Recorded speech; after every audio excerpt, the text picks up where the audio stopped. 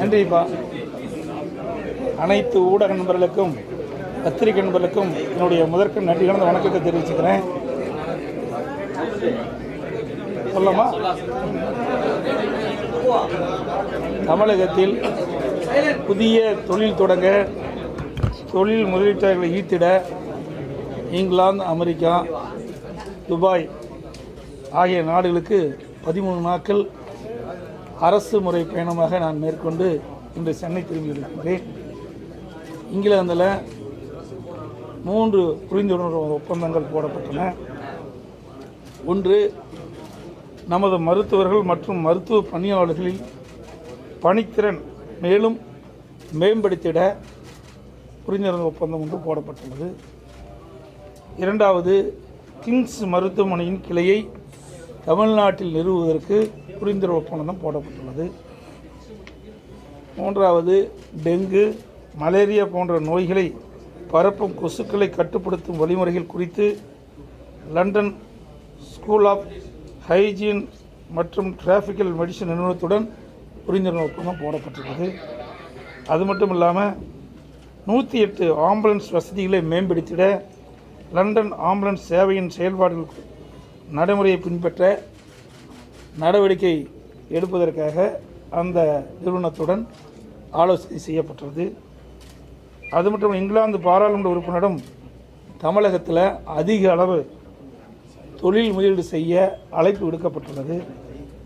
அதோடு இங்கிலாந்து நாட்டிலேயே என்சன் நிறுவனத்தில் சூரிய சக்தி, காற்றாலை எரிசக்தி ஆகியவற்றை மின்கட்டமைப்புடன் இணைக்கும் வழிமுறைகளை கண்டறிய அந்த நிறுவனத்திற்கு சென்று ஆலோசனை நடத்தப்பட்டது.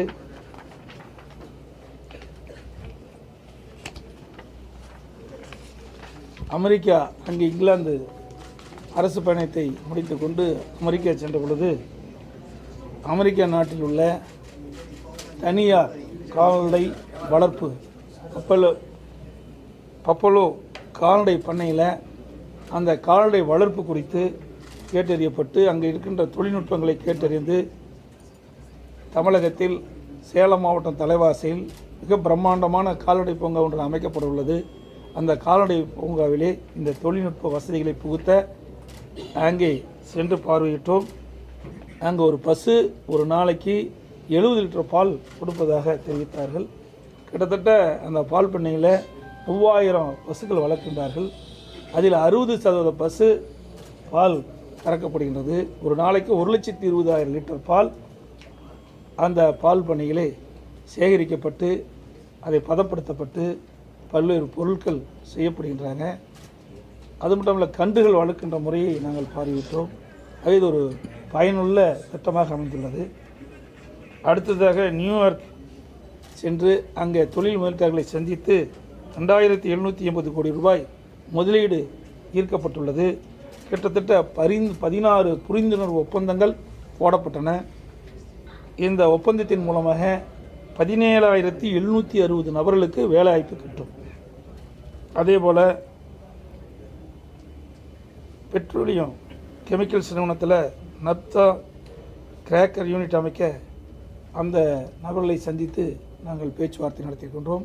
அவர்கள் சுமார் 50,000 கோடி ரூபாய் முதலீடு செய்வதற்கு ஆர்வமாக இருக்கின்றார்கள். அவர்கள் விரைவாக சென்னைக்கு வந்து என்னை சந்தித்து பேச இருக்கின்றார்கள். அதில் பல்லாயிரக்கணக்கான பேருக்கு வேலைவாய்ப்பு கிடைக்கும் என்று நாங்கள் எதிர்பார்க்கின்றோம். அது மட்டும் இல்லாமல் உலகெங்கும் வாழும் தமிழர்களை இணைத்திடவும் வெளிநாடு வாழ் தமிழர்களின் முதலீடை ஈர்க்கவும் நியூயார்க் நகரில் யாதும் ஊரே திட்டம் நான் துவங்கி வைத்திருக்கின்றேன். இந்த திட்டத்தின் மூலமாக வெளிநாட்டில் வாழ்கின்ற நம்மளை இந்தியர்கள், தமிழர்கள் புதிதாக தமிழ்நாட்டிலே தொழில் துவங்க இந்த திட்டத்தை நான் அங்கே துவக்கி வைத்திருக்கின்றேன். அதேபோல் சேன் உசே நகர் முதலீட்டாளர் கூட்டம் கூட்டப்பட்டது.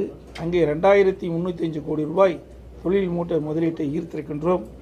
அதில் 19 புரிந்துணர்வு ஒப்பந்தம் போடப்பட்டிருக்கின்றன. இந்த திட்டம் நடைமுறைப்படுத்துகின்ற பொழுது 6560 நபர்களுக்கு வேலைவாய்ப்பு கிட்டும். அதேபோல் சேன் குசே நகரில் யாதும் ஊரே திட்டம் துவக்கப்பட்டுள்ளது. அமெரிக்காவில் டிஜிட்டல் எக்ஸலேட்டர் திட்டம் துவக்க 50 கோடி ரூபாய் தமிழ்நாடு அரசு நிதி ஒதுக்கீடு செய்வதாக நாங்கள் அறிவித்துள்ளோம்.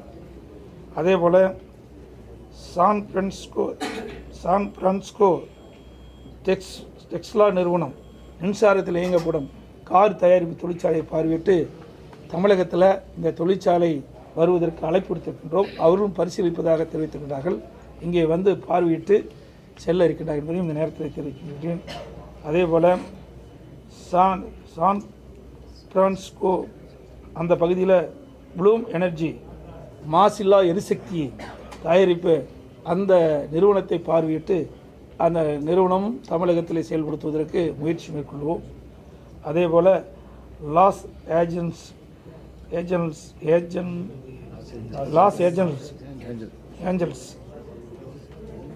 அநேகம் நகரின் மேயர் திரு சித்து அவர்கள் சந்தித்து அங்கே கழிவு நீரை சுத்திகரித்து சுழற்சி முறையிலே எப்படி பயன்படுத்துகிறார்கள் என்ற அந்த மெஷினரிலாம் பார்வையிட்டோம். அங்கே எப்படி சுத்திகரிக்கிறாங்க, கழிவு நீரை எந்த அளவுக்கு பயன்படுத்துகிறாங்க, அதை எப்படி தமிழகத்தில் பயன்படுத்தப்படும் என்றதெல்லாம் கேட்டறிந்து ஆலோசனை நடத்தினோம். அவர்களும் இந்த மறுசுழற்சி முறையை தமிழகத்திலே உருவாக்குவதற்கு தாங்கள் துணை இருப்பதாக நம்ம மேயர் தெரிவித்திருக்கின்றார்.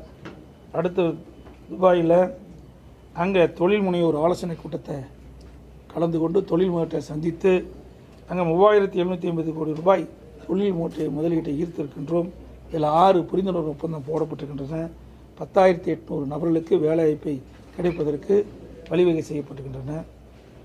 அதேபோல் துபாய் தொழில் முனைவோர்களை தொழில் துவங்க தமிழகத்துக்கு அழைத்திருக்கின்றோம். பெரும்பாலான தொழிலதிபர்கள் இதில் கலந்து கொண்டார்கள். அனைவரும் தமிழகத்திலே தொழில் துவங்க உகந்த மாநிலமாக இருக்கின்றது. இங்கே தேவையான மின்சார வசதி செய்து கொடுக்கின்றோம். போதிய சாலை வசதி இருக்கின்றன, தண்ணீர் வசதி இருக்கின்றன. சிங்கிள் விண்டோ சிஸ்டத்தின் மூலமாக அனைத்து அனுமதியும் ஒரே காலகட்டத்தில் கிடைப்பதற்கான வழிமுறையை செய்து கொடுப்போம் என்று தெரிவித்திருக்கின்றோம். ஆகவே தொழில் முதலீட்டாளர்கள் அனைவருமே ஆர்வத்தோடு இருக்கின்றார்கள். இப்பொழுது குறுகிய காலத்திலே இவ்வளவு முதலீட்டு ஏற்றிருக்கின்றோம். பல முதலீட்டாளர்கள் வர தமிழகத்திற்கு வந்து புதிய தொழில் துவங்க ஆர்வத்தில் இருக்கிறார் என்பதை இந்த நேரத்தில் சுட்டிக்காட்ட கடமைப்பட்டிருக்கின்றேன். ஆக இங்கிலாந்து, அமெரிக்கா மற்றும் துபாய் நாடுகளில் தொழில் முதலீட்டாளர்களை சந்தித்து மொத்தம் 8,835 கோடி ரூபாய் முதலீடை ஈர்த்துள்ளோம். 41 புரிந்துணர்வு ஒப்பந்தங்கள் கையெழுத்திடப்பட்டுள்ளன.